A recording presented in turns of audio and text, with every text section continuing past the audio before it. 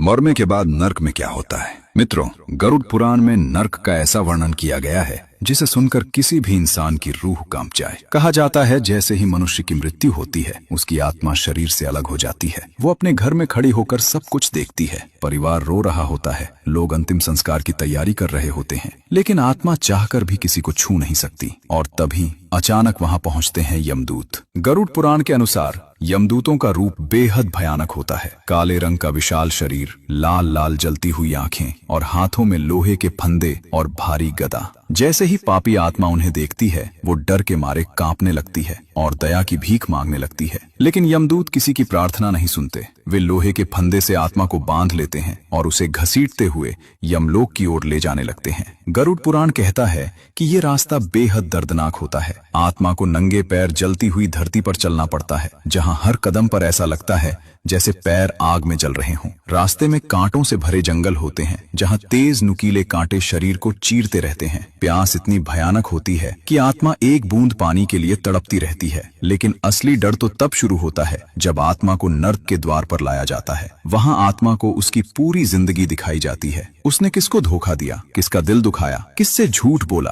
सब कुछ। और फिर शुरू होती है नर्क की भयानक सजा। गरुड़ पुराण बताता है कुछ पापियों को जलती हुई आग में डाल दिया जाता है, कुछ को उबलते तेल के कड़ाह में फेंक दिया जाता है और कुछ को तेज धार वाले हथियारों से भरे रास्ते पर दौड़ाया जाता है। वहां दर्द इतना भयानक होता है कि आत्मा चीख चीख कर दया की भीख मांगती है। उस समय आत्मा को अपने हर पाप याद आते हैं और वो रोते हुए सिर्फ एक ही बात कहती है, काश मैंने जिंदगी में पाप न किए होते। मित्रों, गरुड़ पुराण हमें डराने के लिए नहीं बल्कि सचेत करने के लिए ये सब बताता है। इसलिए आज से ही कोशिश करें किसी का दिल न दुखाएं, किसी के साथ अन्याय न करें और जितना हो सके अच्छे कर्म करें। क्योंकि याद रखिए, मृत्यु के बाद इंसान के साथ उसका धन नहीं, सिर्फ उसके कर्म ही जाते हैं। भगवान श्री हरि विष्णु के लिए वीडियो को लाइक शेयर जरूर करें।